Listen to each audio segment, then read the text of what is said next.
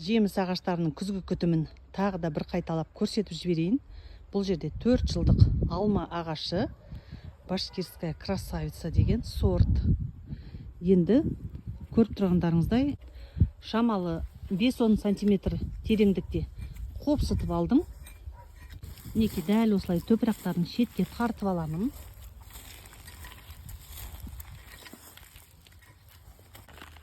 Енді осы топырақтың үстіне мынандай күзгі күтімге арналған құрамында 5 макро-микро элементі бар қоспаны шашамын.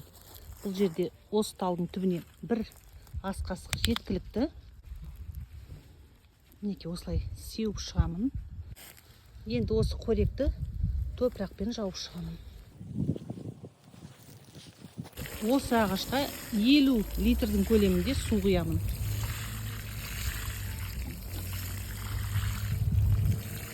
Егерде үлкенірек жеміс ағаштары болатын болса, олардың әр қайсысының түбіне 1 метр квадратқа бір ас қасықтан салып отырамыз. Мысалы, мынау алманың ағашына мен 2 ас қасық осы қоректен себемін.